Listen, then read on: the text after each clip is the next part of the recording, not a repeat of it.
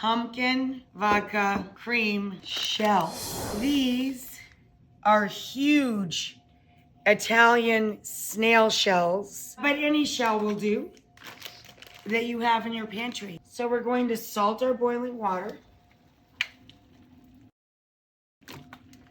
drop our shells,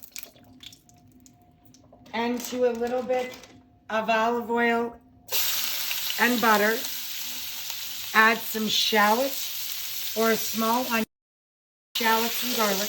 So we're going to melt the sausage paste to the pan, or add a good round tablespoon of our Calabrian chili paste, or we can just simply stir in about a teaspoon and a half of chili flake.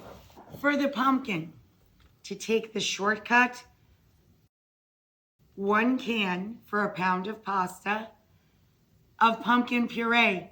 Just make sure it's not pumpkin filling for pies, because that'll be too sweet. This is just 1 small with salt, pepper, and nutmeg. That's all that's in here. I'm gonna wilt in some kale. About 2 cups packed. Or you can take defrosted frozen spinach and wring out the excess liquid. So now we're going to add the vodka. Literally a cup, okay? Of course, the alcohol will start to cook away as this reduces, but the recipe takes a full cup of vodka. So when the liquid is reduced to about a 1/4 cup, we're gonna stir in our pumpkin puree, salt, pepper, and nutmeg if you made it at home, or add a little nutmeg if you bought it in a can.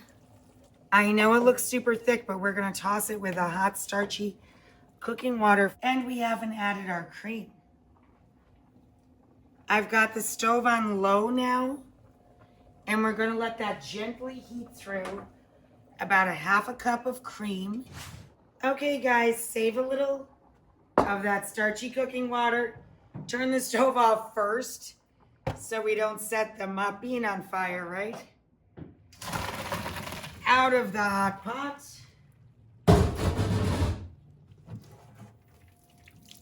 And into the hot pumpkin vodka cream sauce.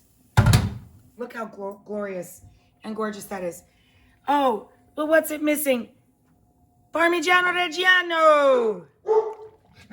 And Bella. Bella's happy about the Parmigiano Reggiano.